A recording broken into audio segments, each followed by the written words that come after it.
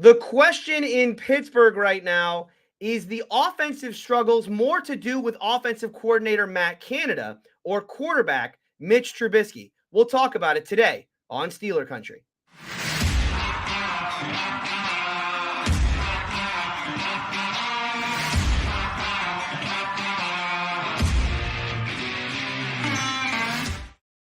All right, welcome to Steeler Country. I am Tony Serino. Today on the show, we are going to break down the Steelers' loss to the New England Patriots. The Steelers lose their home opener 17-14. It was about as ugly as I think a lot of people expected going in.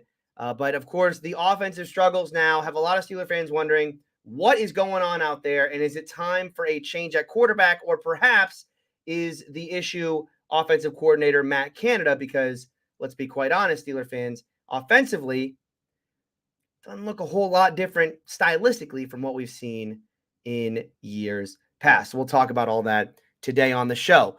Thank you all for watching or listening today. Of course, if you're watching this on YouTube, but you'd rather have this as an audio show, you can find this show wherever you find podcasts. Search Steeler Country. And of course, if you're listening to this in audio format, you'd rather watch me live on YouTube, head on over to YouTube. Search for Steeler Country with Tony Serino. Hit that subscribe button. Make sure you turn on the notification bell. You'll be alerted when I go live. Weeknights, Tuesdays and Thursdays, usually between 5 and 6 p.m. Eastern time. All right, let's get into it. Steelers lose 17-14. What a difference a week makes. A week ago this time, boy, it was nothing but celebration in Pittsburgh as the Steelers had knocked off the Cincinnati Bengals, gave them a kind of rude awakening into life after becoming AFC champions. But I think the rude awakening for Steeler fans is this week is, boy, this offense is just not very good. But the question really is, why isn't it any different? And I think that to me is the crux of the Matt Canada versus Mitch Trubisky argument. Because I know I've seen this going around. You know, Canada's not exactly scheming guys open, but Mitch is missing open receivers, yada, yada. Look, I think to me, the question here, Canada versus Mitch, who's to blame for what's happening with the Steelers on offense? It's pretty clear to me. Why does it got to be one? Why can't it be both? Can't we just sit here and say Matt Canada is not doing a great job as offensive coordinator of this football team? The Steelers aren't doing a great job of schematically getting guys into the right spots. But also, Mitch Trubisky is not doing a great job of being a quarterback in the National Football League and getting the ball where it needs to go on time and accurately. And so when I see, Matt Canada, the thing with the blaming of Matt Canada, I said this last week on the show, and I'll reiterate it again today. We as fans kind of ran Randy Fichtner out of town. 2 years ago, Randy's got to go. Then he's in the middle of the field. Everything's catch and run. Everything's short, yada, yada, right? All the reasons why Randy had to go. And I didn't I still to this day, do not disagree with the fact that the Steelers let Randy Fichtner go 2 years ago. Then they brought in Matt Canada. No one was more excited about Matt Canada than I was. I was all in. I made a video here on the channel. I got all the, over on the wall over there, I got all the gear hanging up for Matt Canada. I was hyped. I thought this was going to be a brand new offense in Pittsburgh. And when it wasn't a year ago, we all kind of as Steelers fans said, okay, well, maybe it's Ben, right? You're not going to change up your entire offensive philosophy. Schematically, you're not going to change everything just because you got in this 39-year-old quarterback. Yeah, because at the end of the day, it's Ben's last year. So, why would you change things up? So maybe next year when they get a new quarterback, that's when things will change. And now here we are today. New quarterback. Mike Tomlin has the opportunity here. Mike Tomlin, Matt Canada, this entire organization. Life without Ben. What do you want it to look like? Whole new world for you. You can pick whatever quarterback you want. You can run whatever offense you want. The world is your oyster, right? It could be anything. And I think the most disappointing thing to me is, it's the same stuff. What you want to be is actually the same thing you've been for the last 3 years. Great. Cool. That's why I really can't get on Canada too much. I mean, he's not, by the way, Matt Canada's not a good offensive coordinator. Do not get me wrong here when I'm saying I don't put a lot of blame on Canada, because I do think that offensively, the style of offense that I think this organization wants to run right now is very safe. It's very much, hey, don't screw it up for us. We're going to win things defensively. And that certainly will tie your hands a little bit But at the same time, Matt Canada is not doing a great job of scheming guys open, even given, I think, the limitations with which he's working. But man, how disappointing is it that, like, we spent all off season wondering, oh, what's Matt Canada going to do with this offense? What could it be? Mitch Trubisky comes in, like, can they rejuvenate his career? Yada yada. And then it's all the same things we've been talking about for the last 3 years. Oh, it's still a lot of it's short of the sticks. A lot of it's want to be catch and run stuff. We're never using the middle of the field. Nope. Absolutely off limits in the city of Pittsburgh, thrown over the middle of the field. It's all the same stuff that, quite honestly, we were saying during Randy Fichtner's tenure.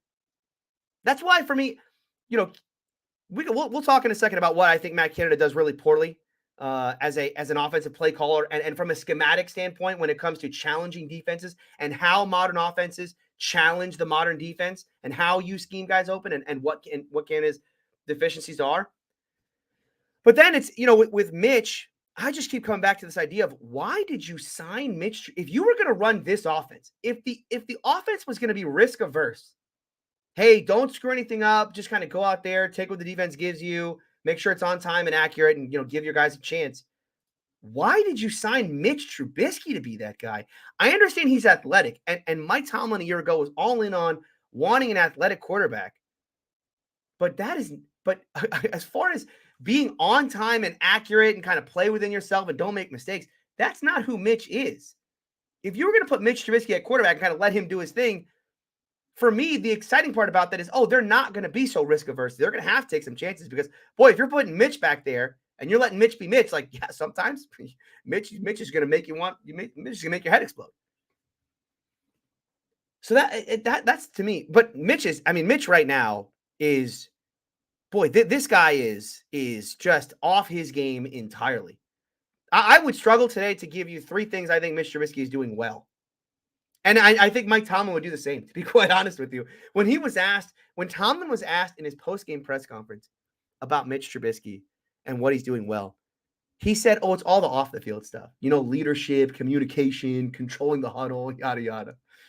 Yeah, like, but would you say he throws the ball well? Is he reading defense as well? Is he aggressive enough? Like, what about those things, Mike? What would you say Mitch does well on the football field? Not a whole lot.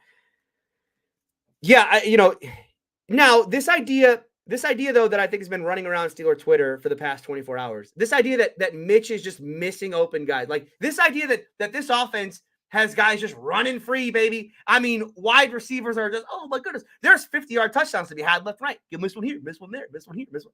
That's not true. This is classic, like, take a screenshot of the play after the quarterbacks released the football and look, this guy was open. But that's, again, and Kozora did a better job breaking this down than I'm going to do today because I don't have the all-22 in front of me. I can't put it up on the screen. Although tomorrow night, if I have time tomorrow night after I get done recording AFC North Talk, I think I do want to do a live stream here on the channel breaking down every single play offensively. I think tomorrow night, maybe like 9:30 Eastern time.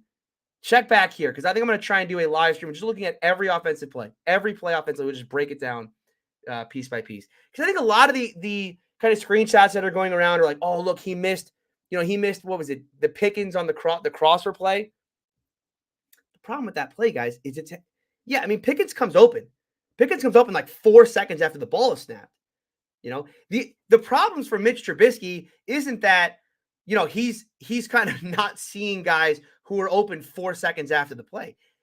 That's quarterback stuff that Mahomes and Allen and those guys will do because they extend the play, right? They're so good out of structure, and that they can manipulate the pocket and keep their eyes downfield and all that stuff.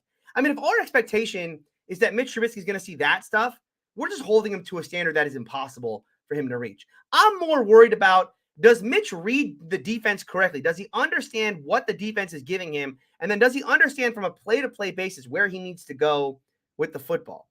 Because on plays like that, like the plays we're talking about when it comes to Mitch, especially that crossing play, he actually makes the right read. That's cover 3, meaning single high safety, and the 2 corners on the outside are essentially going to be in a man-to-man type situation. So the middle of the field is closed on that play. Right? You have the 2 crossers come. Neither guy gets open. There is a tight window throw to be made potentially by Mitch Trubisky there.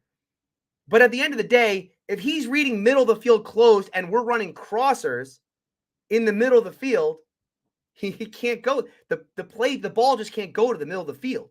It has to be check down. It has to go to a check down there. So I will disagree with a lot of the points being made of like, Mitch is just missing open. He's missing it. There's open guys left, right. He's missing them all. I'm not seeing that on tape. Certainly, that's not the case. Now, are there throws that he needs to make? Are there plays that he needs to make?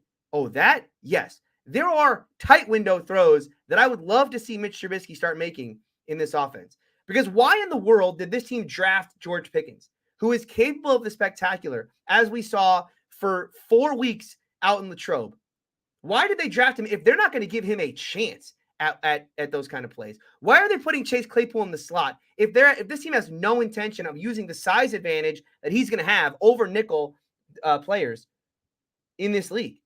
I mean, how many times have we seen Chase Claypool running down the seam against cover 2 when they're gonna try and fit a ball in there in between the linebacker and the safety and let him come down with what would be a combat catch, but a combat catch that he can come down with because he's not bodied up against a 6'3" or 6'2" corner. He's bodied up against a 5'8" guy where he can easily come down with that catch. Why again? That's the stuff that I don't really understand. All the talent the Steelers have accumulated, and their best play right now offensively is what? It's a comeback route to Deontay because Deontay is an unbelievably good route runner, and he can get himself open on that play consistently, and that's basically their best play. But anything challenging down the field in this game, nope. Now I'll put that on Mitch. Mitch has to take his chances down the field. The only question I have is he being coached not to? Is the idea with this offense, because again, it seems so risk averse again. Everything is, don't throw interceptions, no turnovers. Does this offense consider those 50-50 balls down the sideline to be too risky to even attempt? Because they didn't do any in this game. And as I talked about last week on this show, I thought that would be a big part of this week, is having these guys in one-on-one. You're going to get a lot of single high, and you're going to get a lot of man-to-man.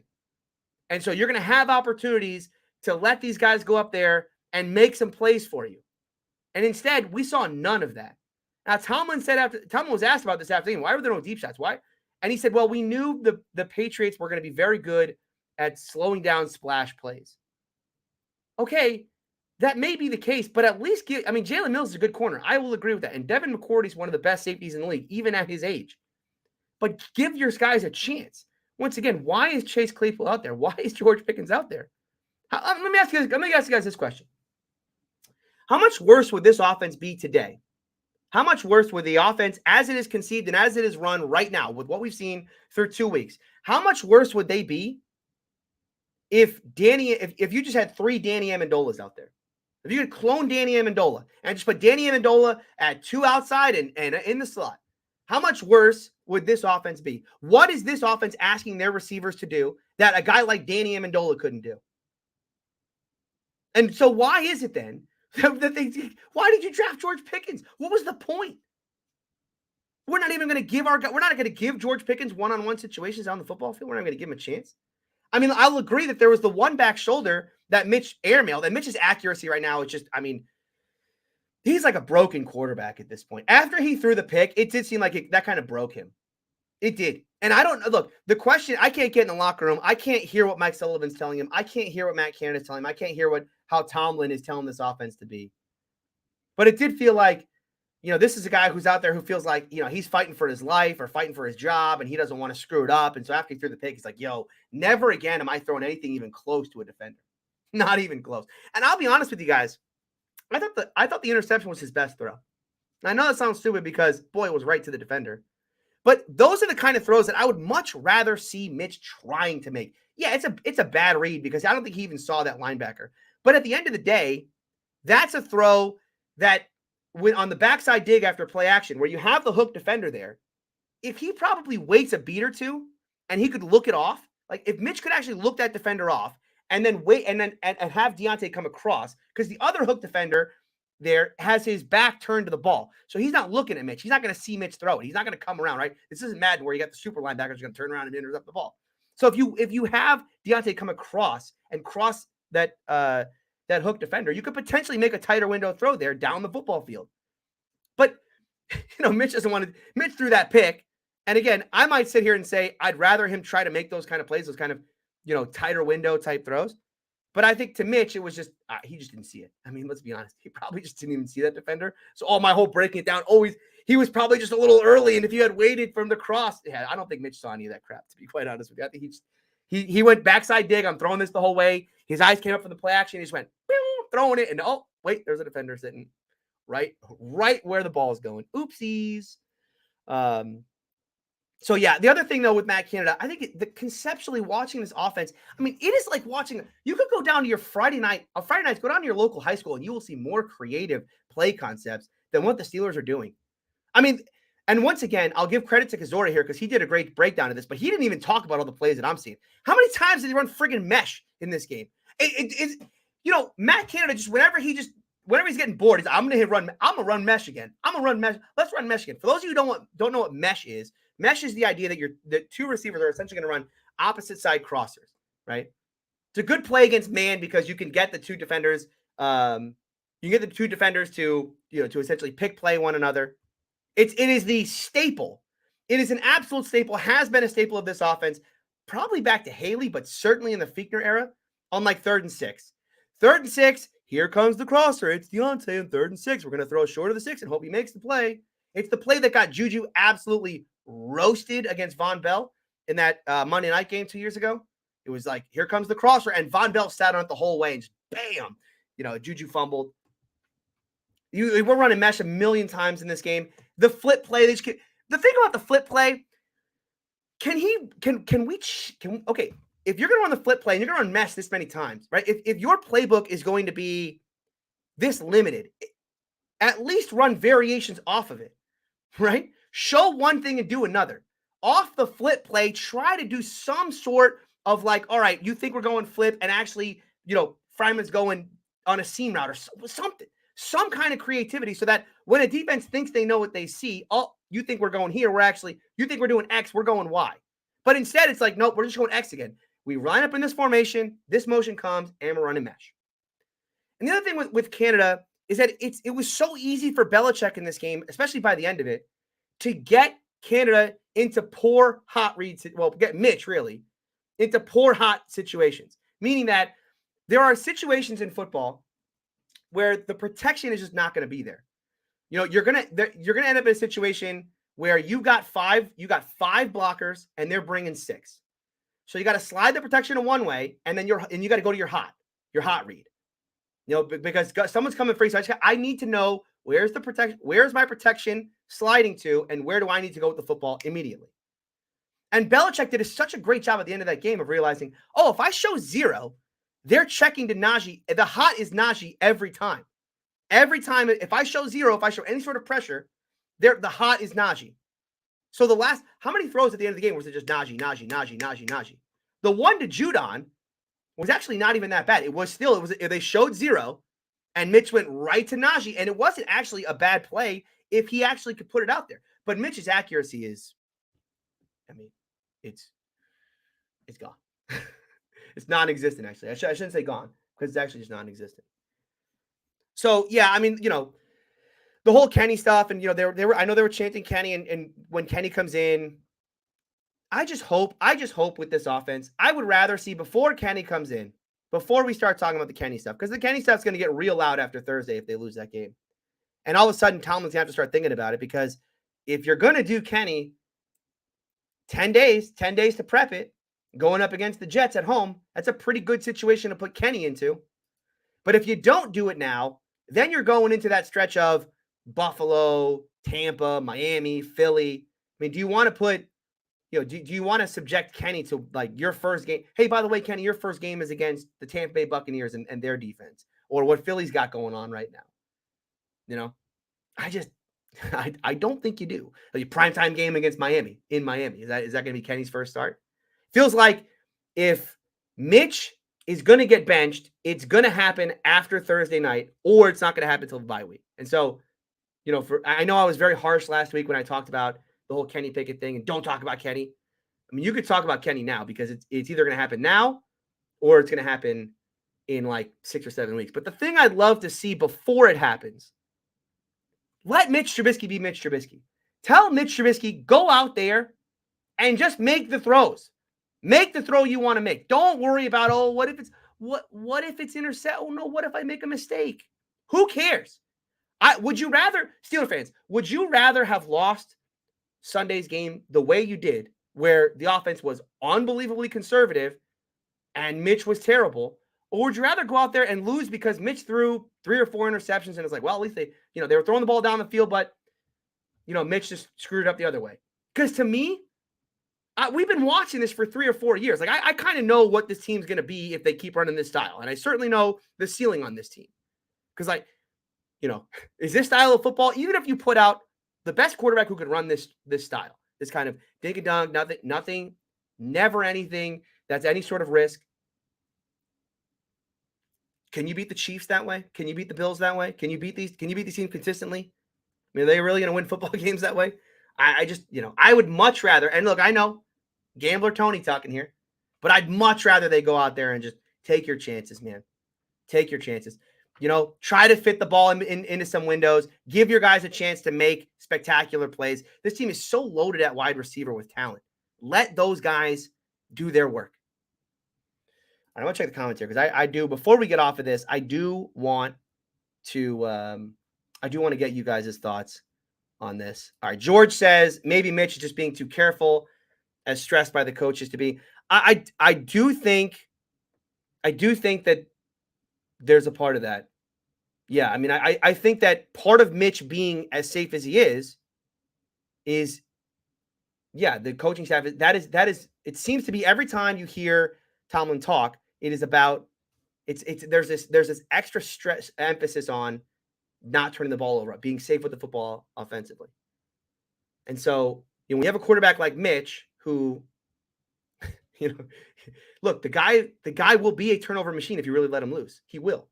We know that about him.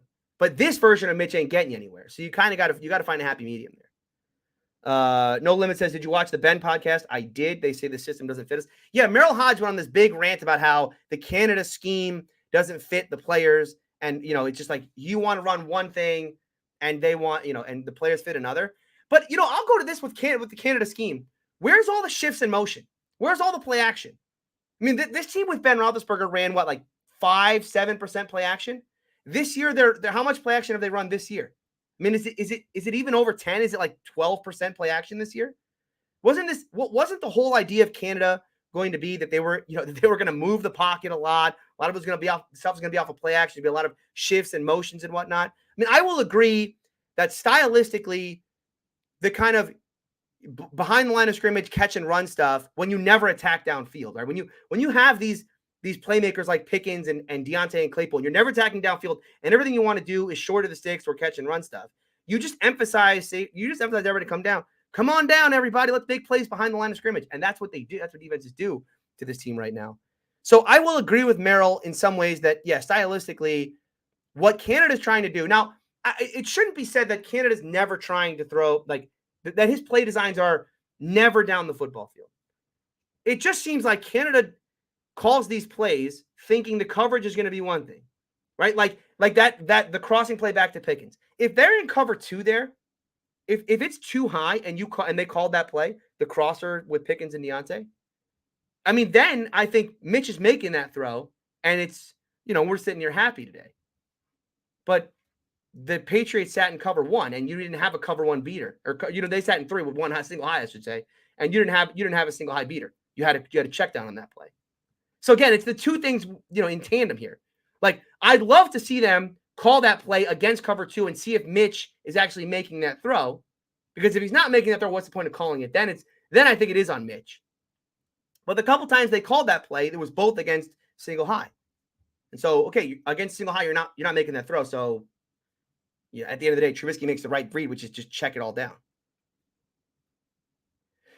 Bobby says the Steelers are going to be 1-7. All right, we're not going to go there yet. But Darwin says it's Mitch. It's not Canada. Mitch has the ball in his hand. Look, both guys are to blame. Yeah, I mean, again, I don't think you can sit here today and say that Matt Canada is scheming this offense that would be this, they would just be moving the ball if they had a different quarterback. I mean, I think Kenny would be better, right? Because I don't think Canada's offense would be a highly successful offense, but I do think that another quarterback could get more out of it. Even if I don't think this offense would ever be like a top 10 type of deal with the way that it's called right now. Until they want to start pushing the ball down the field, until this offense is ready to start taking some risks, you could put Kenny out there. Kenny will be better, but I don't know that we're going to sit here tomorrow when Kenny is in the game talking about, boy, this offense is, it's night and day from Mitch to Kenny. All right. Yeah, let's go through we'll talk about the Mitch stuff later, or we'll continue talking about the Mitch stuff later. But I do want to talk about the running game real quick. I had the take last week, the whole Najee versus Jalen Warren thing, where I said, I think that what I said at the time was I think that Jalen is a better fit for the running game as it is today, because the offensive line is just not, it's not good as far as giving Najee clear lanes to run through. And so this is an offense where, as a runner, you kind of just got to take what the defense is giving you at times. You can't be bouncing everything outside. This is not going to be an offense where you're going to take what looks like a 3-yard run and turn it into a 10 or 15 yarder. And that's just not what's happening with the way that the defenses are playing the Steelers and the way that the Steelers up front are blocking it. And so for Najee, look, I know all the clips are running around. There's a couple of them, certainly. Triassic started it, where it's like, yo, what's going on here? How did Najee not just hit this hole? I again, it goes back to my original point. I think for Najee, the problem for him is that he is a great back, and he will eventually be a great back. But in this offense, you can't be a great back. You just have to be good. At the end of the day, like, he's going to accumulate 1,000 yards if he just takes the 3 or 4 yards that he can push the pile into. He does a great job when he's open space. Like, there are so many times, and he had a decent stat line in this game, because there are still times where they're able to get him in those kind of situations where he's one-on-one. If you can get Najee in a situation where it's him versus defender, I love Najee's chances to break that tackle and get the extra yards. But in this case, when it's, am I kicking this outside to try and get myself in that situation versus there's a crease, and if I get there, I can probably get 3.5, 4. At this point, I'd rather Najee just take the 3.5 or 4. Because every time he kicks it out, it's like, all right, well, yeah. But think about that 3rd and 1 play. The 3rd and 1 play, where if he just hits the hole, it's a first down. But he kicks it outside because he thinks he can beat the defender to the edge. He does end up beating the defender to the edge, but I mean, he converted that first down by a millimeter, getting to the outside. Too much of that for Najee right now. Again, the whole, like, I think that we've gone too far with this take now. It is funny how I talked about this on Thursday last week, and we've immediately gone to, like, Najee was a bad pick. Najee was not a bad pick. Najee will be fine. This offensive line will eventually get itself figured out within his contract. And in that case, Najee is going to be a very, very good running back. Do not get me wrong here. Najee is a very talented player, and he will be a very good running back in this league. But for what the Steelers need him to be right now, he is trying too much. If you could flip his style with Trubisky style, like if you could swap their mentalities, I think this team would be better for it. So yeah, that's where I am with the running game. Offensively overall, I mean, it is a disaster. The fact that we're kind of, I think what says it all is the fact that we are arguing, and there are good points, I think, being made on both sides about who's more to blame for this offense, the offensive coordinator or the quarterback. I mean, that says it all. One guy cannot overcome the other. I don't think if you had a good offensive coordinator in there with Mitch, that he would be that much better, because, again, his accuracy, his timing is still just, I mean, all over the place. But once again, I think with Canada and the offense the way that he's designed this offense, I don't think that even if you put in a better quarterback, that this turns into any sort of offense that we're going to have a ton of fun watching. It'll be better. It would certainly be better. Mitch is missing too many throws. There's too many times he's just friggin' late with the ball. But yeah, yeah. All right, I've said enough of the offense. Going over the defensive side, I thought the defense was fine in this game. It was, though, boy, everything I talked about as far as the Patriots and how I thought that they were going to attack this Steeler defense, boy, was I mean, that was wrong. Wrong. I thought they were going to come out in a lot of 12 and attack this Steeler defense. And they did not. They ran basically, from a style perspective, they basically ran the same stuff that they were running against Miami. It did make me feel, I talked about it last week with the coaching mismatch, right? The coaching advantage that the Steelers had. But, and it's true. I mean, I wasn't wrong there, but does Matt Patricia and Joe Judge actually scout? Like, do they know how they can attack and how they can have success on a week-to-week basis? Or are they just running plays? They're just like, well, we're just going to run a play today. Don't care who are we playing? What are they going to run? Don't care. These are the plays I want to run today. It just felt like you got a team in the Steelers that is down TJ Watt. They played 100 snaps, and you are a 12 personnel type team that has a very good running game and a Mac Jones that is struggling right now. Give that a shot. And they're like, no, we're sitting in shotgun. We're sitting in shotgun. We're going to be a little pass happy today. And we're going to try and hit these crossers all day against the man-to-man defense the Steelers ran. I mean, they had limited success. Certainly, I don't think this was a dominant performance from the Steelers defense, but I don't think that the Steelers were really trying to go out there and I don't want to say they weren't trying to be dominant, but they weren't aggressive. Let's put it that way. It wasn't like the Steelers were going out there being aggressive and coming at Mac and saying like, we're gonna force you into bad throws or whatnot. They did the whole, and this has been a staple in Pittsburgh for a little while now. There are certain quarterbacks that when the Steelers defense faces them, they give them no respect. I mean, they're like, we don't think you can do anything. So we're gonna sit back, we're gonna play man, we're gonna rush 4 and try us. Let's see what happens. And that really was the game plan with Mac. Because when they did, they didn't have TJ Watt. So you knew that it was going to be tougher to get pressure in this game. I don't think it was a shock to anyone early on. Like, boy, they're not really getting pressure with 4 this time. Well, yeah, they don't have their defensive player of the year edge rusher. And so, it's going to be much more difficult for this team to win and to get the kind of one-on-ones that they were getting prior to. Because, it's not just like they're not chipping on one side. They're not sliding protection to one side. I did think that the left guard there, Cole Strange, played a decent game against Cam, because Cam didn't really make his presence felt early on. They did a lot of moving pieces on that defensive line again, but this time they did this thing at times where they were putting a D lineman at edge. They did it with Hayward. They did it with Leal. Thought that was kind of intriguing. They really don't blitz though. I mean, I think the blitz percentage through 2 weeks for the Steelers is something like 8%, which is crazy low. Now, some of that is probably scheme related or matchup related, I should say, not scheme related. I think a lot of that has to do with the fact that they didn't want to blitz early on to Joe Burrow because they knew that you're just going to give him easy reads, and they didn't want to give him easy reads. And considering what we know through 2 weeks, that was a very good choice on Tomlin's part, or Terrell Austin, whoever it was that made the decision. And then in this game, again, I think that they just had no respect. They just had no respect for Mac Jones and what they were going to do offensively in the passing game. They hit some decent plays.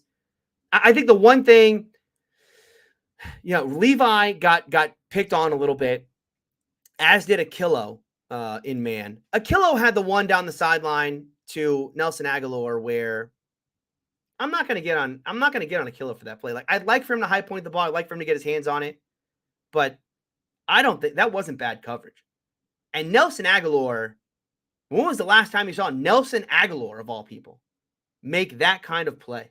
Just straight up mossed him. When was the last time you saw that?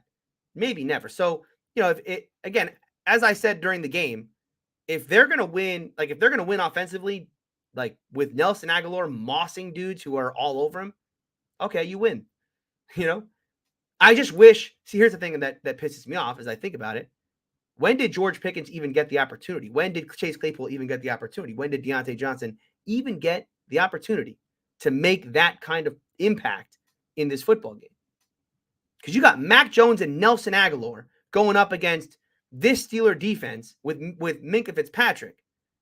And like, we're throwing up. Yeah, we're going to throw up 50-50 balls against you. And the Steeler offense is going, no. We don't do that here. No, thank you. No, thank you. That's the frustrating part. I think by the end of the game, it was kind of it's kind of obvious how the game was going to play out after the offense went 3 and out twice in a row. Is that, okay, here's where conditioning is going to come in. At some point in the game, it felt like, boy, if this offense doesn't do anything, this defense is going to tire out. I mean, they will have essentially played 3.5 games through 2 weeks, considering that they've played now 162 snaps through 2 games. And that's exactly what happened. That 6-minute drill, I mean, it sucked to watch because it's, there's no worse feeling in the world than watching your defense just kind of get mauled in the running game, right? Play after play. Not even for big chunks. It's just, 4, 5, 4, 5, and they're just marching down the field that way. That was tough to watch. But at the end of the day, who was really shocked by it? Who was really shocked by the idea that, at the end of this game, defense got tired? I expected them. What was more shocking to me is the Patriots didn't come out doing that more, because I thought that stuff would start happening in the third quarter. I thought this game could really get away from the Steelers into the second half if they had come out trying to run the ball that way. 12 personnel, really gonna run some outside zone, make you work for it on a play-to-play basis defensively. Really felt like the Patriots could have had way more success in the second half of this game. Now they ended up winning it, so I guess all is well that ends well. But yeah, and then the other thing we haven't talked about yet is the muffed punt. What a rat. What a rat. Gunnar Olszewski, the all-pro. I mean, it just figures that against Bill Belichick, against the Patriots, against this team who the asterisk is always there when you play the Patriots. It would just figure that in that game, the all-pro player that the Steelers signed away from the Patriots, their all-pro return man, all-pro, best player at his position a season ago, muffs a punt on the 10-yard line. I mean, it's incredible. But that, honestly, you can just draw a straight line between that play and this game, and the final score. I mean, that's it. Once that play happened, I think we all knew, okay, this game is over. There's no way they're overcoming this adversity. There's no way that this offense right now and this team right now is overcoming this level of adversity. Because I said this before and I'll say it again. Bengals fans had this whole saying for the past week. Bengals fans kept saying for the past week, look what it took to beat us. They would use this as kind of a point of pride whenever they would talk about the loss. They would say, look what it took to beat our Bengals. The Steelers had to get 5 takeaways and a blocked extra point and a missed field. Now, they weren't wrong in saying that. I just think it's backwards. The point is, that's what it took for the Steelers to win a football game. That's what it took to beat the Bengals. Is for the Steelers had to get all of those turnovers and the blocked extra point and the missed field goal in order to squeak out a last-second 3-point win over the Cincinnati Bengals in overtime. So if you saw that muffed punt and you thought, oh no, I think the Steelers still got this one. I mean, they could barely overcome all of the things that went their way a week ago. I mean, they could barely win given all the things that went right for them a week ago. If you thought they were overcoming the adversity that they faced in this game, especially at that point when they went down, 17-6. Let's not fool ourselves. If this is the style of play the Steelers are gonna employ this year, and they're not going to come off of Trubisky, and they're going to be in games late, they don't have Ben. Ben's not walking through that door. So you think Mitch Trubisky's going down? We thought he might be better on first and second down, but the question mark was third down. Well, he's not better on first and second down, and third down is definitely not where he's going to be succeeding. The amount of fourth quarter comebacks that Ben Roethlisberger had last year was awesome. It's 7 fourth quarter comebacks last year. What was it? 7 fourth quarter comebacks and 6 game-winning drives? Yeah. I mean, Trubisky had 1 last week. He had the game-winning drive last week on on the scramble, the hit to Frymouth. He's not doing that week to week. This is not going to happen. So, offensively, I think that the first thing that needs to happen offensively is this team needs to open up. And whether that's Canada or Mitch, it doesn't matter to me, right? I mean, again, I think to me it's both of them need to come to their senses and say, if we don't open this thing up offensively, if we don't just kind of take our shot offensively, we're going to lose every single week. We're going to cost this team a win every single week. And there will be weeks where defensively they can carry it like they did in week 1. But those weeks are probably going to be few and far between. And in the meantime, we're going to be sitting here as Steeler fans, pounding our head against the table, trying to figure out what is it going to take for this offense to get anywhere close to competency. They're one of the worst in the league right now. Every statistical category, they are one of the worst in the league. They were last year. They are again in 2022. And I'll go back to my final point here, which was the one I started the show with. I just can't believe that they're running the same style of offense, given that they had the opportunity to be whatever they wanted to be. You can bring in whatever quarterback you want. You can run whatever offense you want. It's a brand new slate.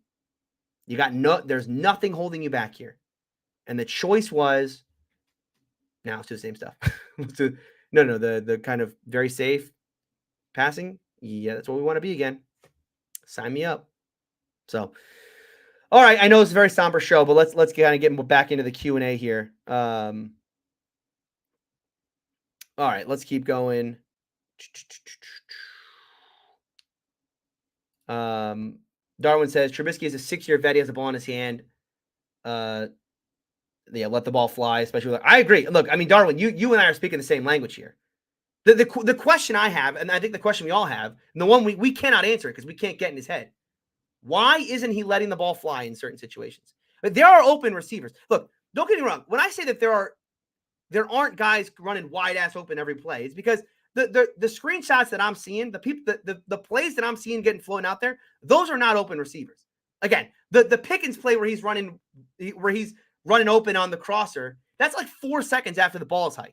That's not his first read. That's not his fourth read. He goes to the check down because it's single high. The other one, again, we'll break this down on the all 22. But regardless, now, are there NFL open receivers? There are NFL open receivers in this offense. Yes. Mitch can be making better throws. He can be making tighter window throws. He can try to fit the ball into some spaces with these receivers. Absolutely, yes. Absolutely, yes. And he refuses to do so. And so the question to me is that Mitch Trubisky just playing scared, or is that Mitch Trubisky playing in an offense where he's being coached to play scared? I can't answer that. I don't know if it's Canada. I don't know if it's Tomlin. I don't know if it's Mitch. But to me, that's the first thing that has to change. Before we change quarterback, let's just figure out what happens if Mitch just lets it go. Because I agree, 6-year vet. He understands. Look, the thing with Mitch is, if you follow where he's going, he's usually not wrong on the read. It's usually like he's not in a lot of situations. The one time he had that in this game was the interception where he just, I think he was probably a little early on the throw, but realistically, he probably just didn't see him. And so he got that read completely wrong. But regardless, he's kind of going through where he should be going through. He just won't let it go sometimes. Well, not even sometimes. He won't let it go most of the time. All right. Let's see what else we got here. George says Mitch has to be more anticipatory and take some chances, no doubt. Gary with the hot take. Mitch or Canada, don't forget Najee. Yeah, I mean, look, I don't think Najee's like a big part of the reason why this offense isn't any good. Najee could be better, but Najee is caught. Like, how many more yards would Najee have had in this game if he just kind of took what the defense is giving him? How many are we talking about he left on the field? 10, 15? I think, look, Najee's going to get some slack, and he should, because he's a first-round running back, yada, yada, yada. But at the end of the day, the whole Najee thing is far less of a worry to me than the Canada and Mitch stuff. Let's see.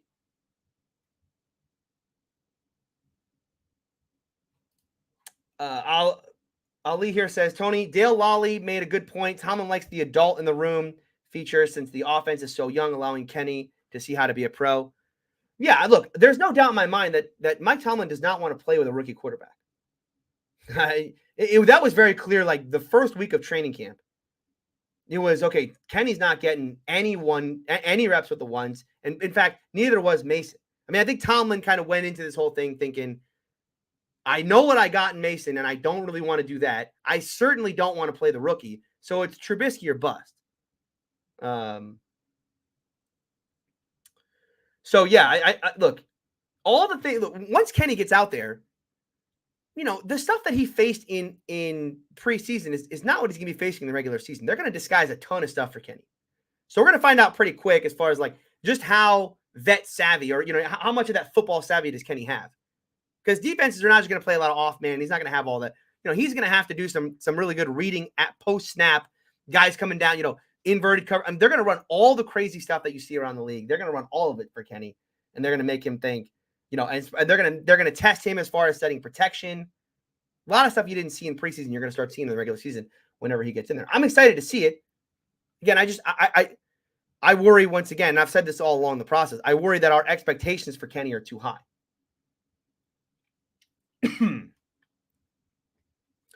Doc says, we're letting defenses dictate what we're going to do. We need to start putting pressure on defenses. Well, it sounds like a Bengals fan, though, doesn't it? I mean, maybe this is just me doing AFC North talk, so I'm exposed to so many Bengals fans kind of, wallowing in their own misery now that they're 0-2. But this is the same thing Bengals fans are saying. But the problem for Bengals fans, this is true for the Steelers, by the way. So we'll get to this in a second. The problem for the Bengals, though, if I can just derail for 1 second, they keep saying we need to dictate. You really can't. They're going to sit in too high. They're going to dictate. The defenses are going to dictate. We're going to sit in too high until you prove that you can beat us. So the question for the Bengals is, how do I get a defense out of too high? And for them, I don't know. I don't know how they do it, because the number one way you're coached this very early, right? Everybody knows this. How do you get a team to bring an extra safety down and sit in single high? Run the football. Light box means I run the ball. And if you can't run the ball, well, you got some problems, because they're not coming out of that. They're not just going to give you Jamar Chase one-on-one down the sideline anymore, right? Defenses aren't going to do that anymore. So they got some problems. Now, back to this point, we are letting defenses dictate what we're going to do. These are putting pressure on them. Certainly in this game. I mean, the amount of single high that they had in this game, I go back to that same point. I cannot believe, it is shocking to me that there were how many legitimate one-on-one chances did Mitch Trubisky take down the sidelines in this game? The Pickens back shoulder was one. Is there another one I'm missing? Was it two? There weren't a lot, but there was certainly opportunity to be there. And whenever this team wants to let that ball go, when they're in too high, they want to start running seams with Pat or Chase in the slot. Whenever they want to start running cover 2 hole shots, then defenses are going to go, oh, hold on, we got problems back here, right? Then yes, you're going to start dictating to defenses, hey, guess what? If you go into cover 3, if you go to single high, you better be ready. You better have a corner that's ready to take on George Pickens one-on-one, because we're putting the ball out there. And when you go in too high, you better have a middle of the field linebacker. And if you're going to run a Tampa 2 style, you better have a middle field linebacker that's ready to take on Pat down the seam or Chase down the seam. Yes, it's got to kind of be a very much a pick your poison type of offense, and it could be. But instead, we'll just chuck it down. We'll just chuck it down. Let's see. What else we got here? Rich said, okay, let's talk about this. Rich says, 3rd and 8, just dump it off to Najee. Shake my head. Now, this is where I go back to Canada, because this to me is more on Canada than it is to Mitch. Or what needs to happen is, and they talked about this today, they need to start letting Mitch change the play, or at least, change the hot. Because those plays at the end, the just dump it off to Najee stuff, that's where Trubisky's supposed to go with the ball. That's how the play is designed. Mitch, it's not like Mitch on 3rd and 8 is just, I want to throw it short of the 6 to Najee and let him try to make 3 defenders miss. But I'm positive, this one I'm positive on. I'm positive that given the look that they gave him, the blitz that they were showing, that his read is you go hot to Najee in the flat. Now that's a Canada problem. That's not a Mitch problem. That is a Matt Canada problem 101. Because you either need to have Mitch be able to slide protection so that he doesn't have to go to his hot, or you got to figure out a better hot. Because what Belichick did so well at the end of this game is just get him to go to Najee every play. Oh, guess what? If I show this look, I know their hot is Najee, and we're just gonna, we like our matchups there. 3rd and 8. I mean, how many times at the end of this game it was 2 third downs?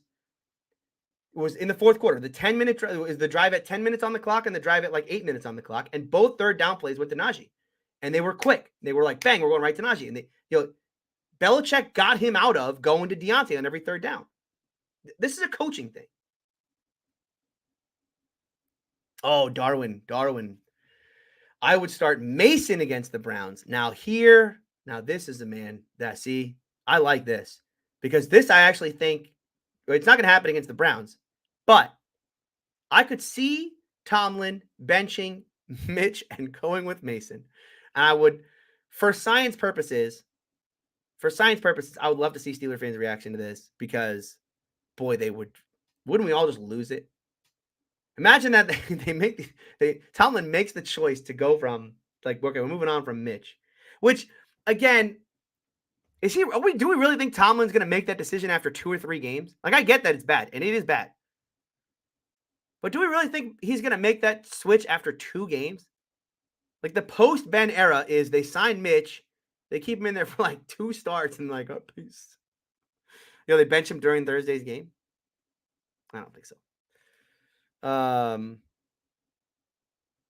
Ron says Kenny throws receivers open, look great. Look, Kenny is a better quarterback for what the Steelers are running right now. But I don't think that how he played in preseason isn't exactly 1-to-1. He is a better quarterback right now than Mitch Trubisky for what the Steelers are running. Certainly. There's no question in my mind. Because when defenses do give him looks that he can read, when Kenny knows the picture, he knows where he's okay, then it is very decisive and very accurate. And that's the thing that Mitch is neither of.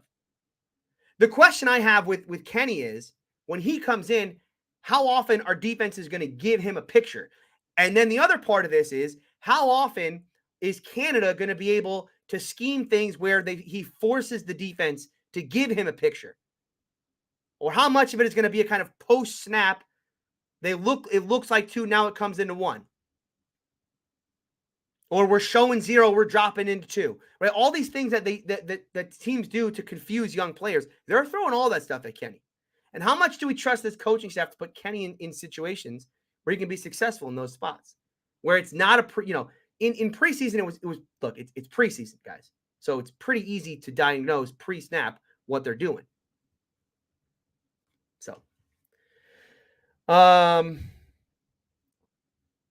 lot of you want, so I'm going to skip a lot of these because they're all basically, they're all kind of iterations on the same idea, which is, I think every Steeler fan in America is ready to see Kenny Pickett start against the New York Jets. And by the way, put my name on that list as well, please. I'm ready to see him start on Thursday night, but I think I'm out on Mitch. I just think from an analysis standpoint, I don't think Tomlin's going to do that. So, George says Mason has a nice deep ball when he cuts it loose. He does. Mason would be better in this offense. Mason Rudolph would be better in this offense. The Mason Rudolph that I saw at training camp would be way better in this offense. Way, way better. Because he's, once again, very good at kind of, I know where I'm going, and we're getting there on time. It goes back to this idea of, why did they sign Mitch? This offense is not ready for Mitch Trubisky. Mitch Trubisky should be leading an offense that is running so much play action. We're like setting records for how much play action we're running. Everything with Mitch should be half field reads, rolled out with a chance to use his legs, right? If the defender goes here, you go there, And we're not, it's a lot of high-low stuff. Okay, we're going to roll you out. We're going to go here or here. But no, instead they're going to run him in this offense where, there is like, it's a lot of it's like sprint, it's a sprint right. We're going to sprint right. We're going to toss it out to Claypool. Do a little, it's like is it called a tunnel screen? Is that the one where the receiver kind of circles around? The Deontay had that on a third down late in the game where they just, it's amazing how defenders have no respect for the Steeler deep ball and just come flying down at anything behind the line of scrimmage. Isn't that amazing? You wonder why. You wonder why defenders are so quick to fly into the backfield against this offense. It's almost like they have no respect for the fact that this team could ever attempt to go deep. Oh, I love this. I love this from Sky Hunter. My dog. Let Mitch roll Jameis style, 30 touchdowns, 30 interceptions, 5,000 yards. At least it'll be fun to watch. Thank you. if the Steelers are going to lose this year, if the Steelers are going to be bad this year, if we're going to be bad, fine, be bad. I don't care, right? It's fine. It's post Ben era. We're supposed to be bad, but at least be fun. But the fact they're going to be boring and bad, ugh, I can't believe it. Mighty Zero says Canada only has 5 concepts in his whole playbook. Well, he's got mesh. He's got the crosser play. What else does he have in there? Oh, they run smash a lot. What's the other one? Slant flat. What's that called? Damn, what's slant flat called? I can't remember what slant flat is called. Anyway, they run slant flat a lot. Yeah. You would probably struggle. No. This is a joke, but you would probably struggle to come up with like 10 unique concepts in this offense. Well, okay, maybe 10 is too low. 20 unique. And you don't need to run a ton of stuff, but my goodness.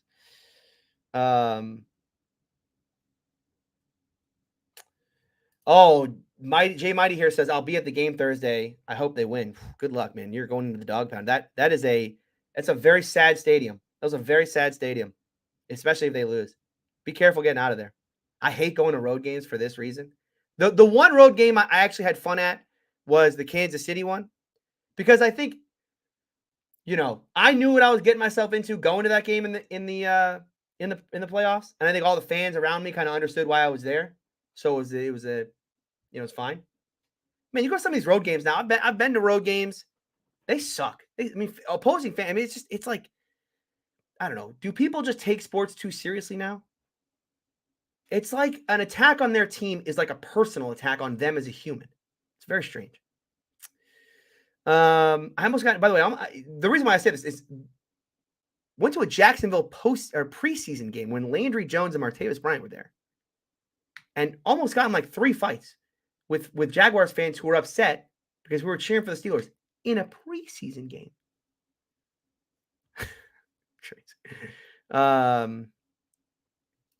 Shaq Daddy says, I don't understand the Steelers being okay with mediocrity at quarterback from someone other than Kenny. This should be a valuable time for Pickett learning the speed of the game for the postseason. What a roller coaster you took us on there. Love that.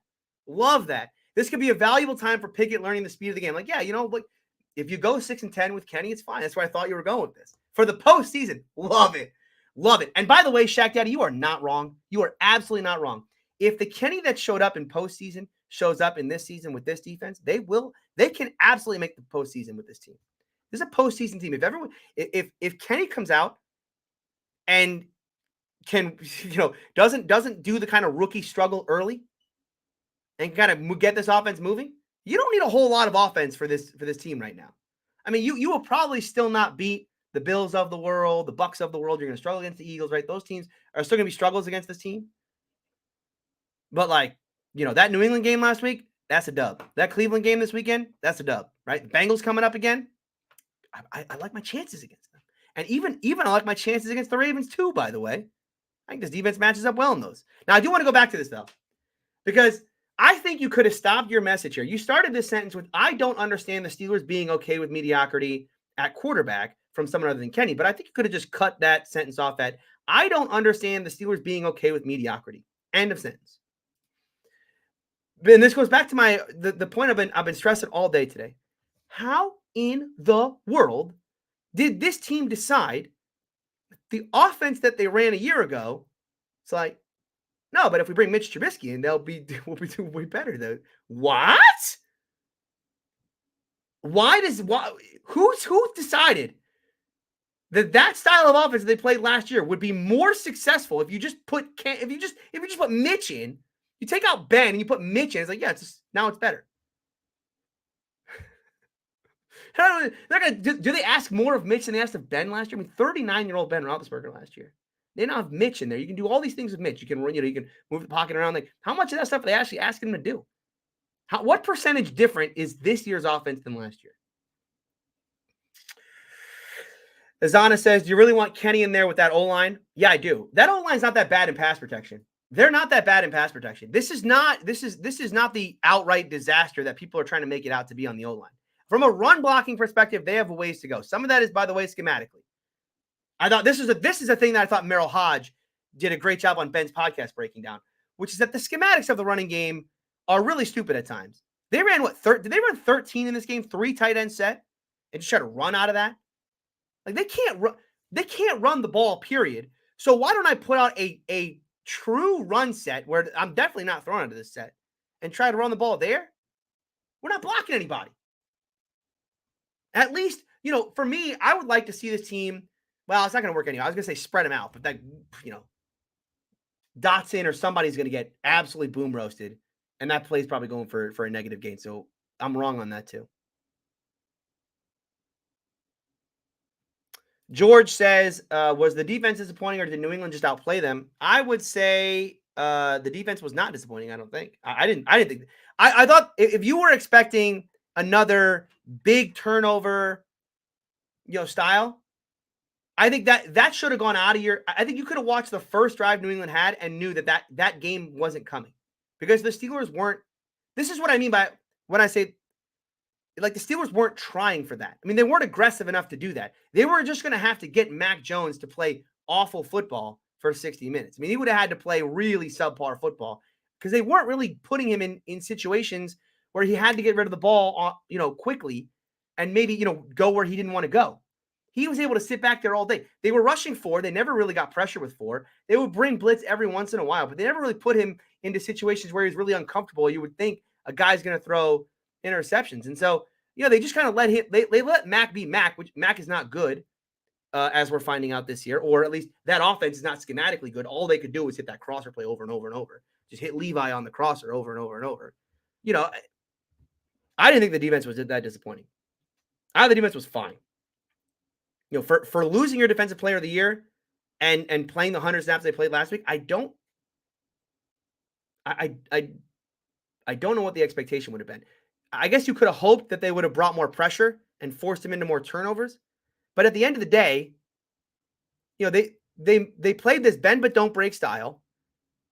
And they ended because they thought, look, there's no way Mac Jones is going to beat us all the way down the field. And they were right in thinking that. And then the 2 scores they gave up, right? The 2 touchdowns they gave up. One was an amazing play by Nelson Aguilar. As I said earlier, if Nelson Aguilar is going to make that play, you kind of just got to say, great job, dude. Awesome. If you're gonna moss a Killer Witherspoon down the sideline, cool. Because you're not going to do that play after play. So you got one lucky one. And then the muffed punt happened. No. Schatz says if they ever start throwing across the middle of the field, they were back off linebackers and Najee will have them. Yeah. This is like, it's a circle. This offense just kind of goes in a circle of like, they don't try teams deep. So teams they're not incentivized to play any sort of off. There's no off cover. Why would you play off cover? You scared you're going to get beat by who? Who's going deep on you? What are they going to throw it? and so everyone's going to be around line of scrimmage. So all your kind of short stuff is going to they're going to get tackled at the point of, at the catch point. I mean, the middle of the field is just like that is just like that's a no-fly zone in Pittsburgh. Okay, let's keep. I know I'm over an hour. I'm going to go longer today because I think that this is a fun discussion today.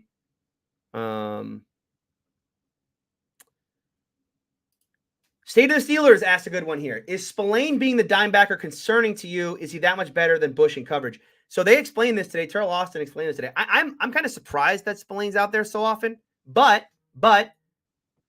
2 things. One, he said that Austin said Spillane's a very good communicator, and that's what they need right there because obviously communication being such a big part of defense right now, given so many moving parts. Just go look at what happened in Cleveland on Sunday to let you know, like, if Robert Spillane being out there stops what happened in Cleveland from happening in Pittsburgh again, because do we want to go back to miscommunication central on here in Pittsburgh? No, we do not. I remember getting on Locked On Steelers and the old Steeler Country show and just losing my mind about the amount of miscommunication in a Keith Butler defense. That's going away now. Good. But the other thing about the Spillane's thing, Terrell Austin did a great job of using that to his advantage. What an awesome play to get Spillane lined up on a linebacker, show single high, right? Show single high, and then have have Minka bail out and then come back. Oh, no. Did they show too high and then he came over? Yeah, that's right. They showed too high, just like they did last week against T, where he was playing the boundary and then he came flying back over. That's what it was. It wasn't they showed single. They showed two. And then Minka came flying back over because Mac thought,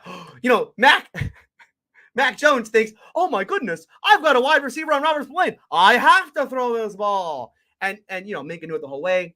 Comes right over. That's just fun. That's just Terrell Austin being cool, man. Know where your weaknesses are and know how to exploit them. Boy, you just wish that Terrell Austin could go over to Matt Canada and give him a couple tips.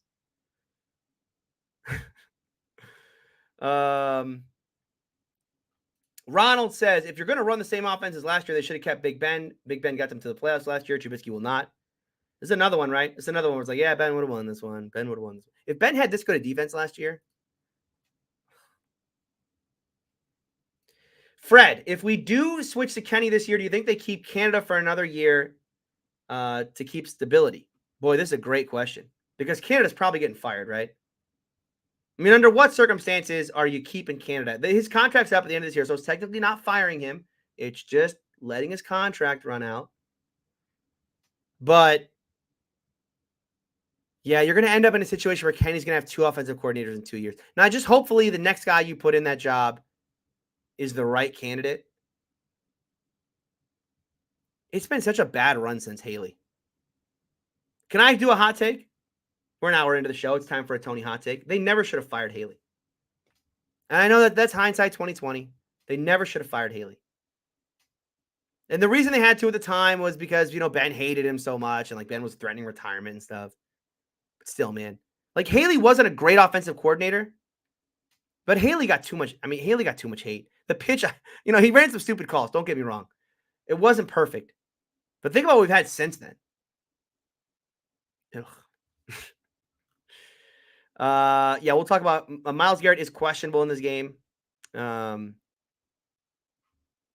So we'll talk about that on Thursday's show. Well, are we going to do a Thursday show? Because it's right before the game. Do you guys want a Thursday show? I guess we'll do a pregame before the show. Because, yeah, the game is Thursday. Oh, yeah, this guy. Okay, so Raptor says they also do the shovel pass. That's right. So that's another concept that they run. He runs the shovel pass. Oh, they run sprint right. That's another thing they always do. Sprint. Oh, it's just sprint because they ran sprint left this game. They weren't just going to run sprint right. They're going to run sprint left. Can they run that as an out and up? Do you think Canada's setting that up for an out and up? Is there any chance in the world that Canada's setting that up as an out and up? There's not. Because you just keep running. Someone's going to sit on it, right? Eventually, they're going to sit on that. Then, you're going to run sprint right again? Okay. I'm sitting on it this time. Do you think there's a chance he's any chance Canada's scheming that up as an out and up eventually? There's not, right? We're just going to keep running. I just keep thinking that, are they going to run sprint right out and up? Are they gonna get him and just get Chase out there on like a catch and run? What am I talking about? I gotta go watch my boy Nerd Boy over there in Miami if I want to watch fun offense. Raptor also makes a great point here, which is do not forget to hit that like button. That does help me out here on the show. There's some Tomlin hot takes going on here. Look, Tomlin's a good coach. Let's not do the whole like fire Tomlin over this stuff. Tomlin is a good coach, but Tomlin's not infallible. Tomlin can make mistakes. I think personally that Mike Tomlin is if Mike Tomlin's modus operandi for the offense is don't turn the ball over, right? And so that kind of forces them into this more safe offense. I think he is making a mistake in that, and I hope he comes out of it. It's not fireable offense. Oh my God, Mike Tomlin's terrible. It's a bad decision on his part. It worked. Look, I understood it. You understand why they do it when like you're down to Duck Hodges, or when you got Ben Roethlisberger and you're pretty limited. But at this point, I'm going to say this for the 9,000th time today. Why did you sign Mitch Trubisky? What was the point? You're going to run the same stuff with you. You know who they should have signed? They should have signed a quarterback if they want to run this stuff? Jacoby Brissett. You could have saved a lot of money and signed Jacoby Brissett to be your quarterback this year. And you probably would have had more success.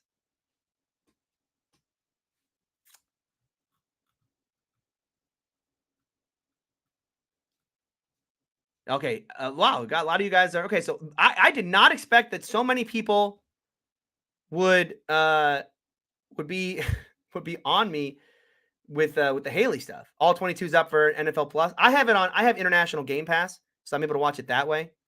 Oh, Jimmy. People are saying Jimmy G signed Jimmy G for this offense. I don't know. They would have done the same thing to Jimmy G. They would have done like, don't ever turn the ball over, Jimmy G. Don't ever turn the ball over. Brissett's like a natural, not, never, he's a natural kind of rhythm thrower. Jimmy G, I have to watch more Jimmy G. I guess I haven't studied him that way from an all 22 perspective to know if he's that kind of rhythm on time thrower. Yeah. All right. Well, we've reached the end of the line here. I appreciate everybody watching today. I will be back. I'm going to try to be back tomorrow. I want to sit with you guys for the entire all 22 and break it down play by play because I watched it earlier today. But I want to just let's just sit there together and we'll break it down together, right? We'll sit there with chat. We'll put your chats on the screen and we'll just break down the all 22, every single offensive play, especially the passing plays, because they're the ones that matter, right? So I'll probably be back tomorrow night, Wednesday night, 8:00, maybe 9:00 Eastern time. I'll put the stream up. I'll put an upcoming page here so you'll know what time I plan on going live tomorrow night to talk about the all 22. And then I'll be back on Thursday to do the preview show, Steelers Browns, Thursday Night Football. Is it a must-win situation? Is it a must-play well situation for Mitch Trubisky? Is this the last game we will be subject to of Mitch Trubisky? Let's talk about that on Thursday, right here on Steeler Country.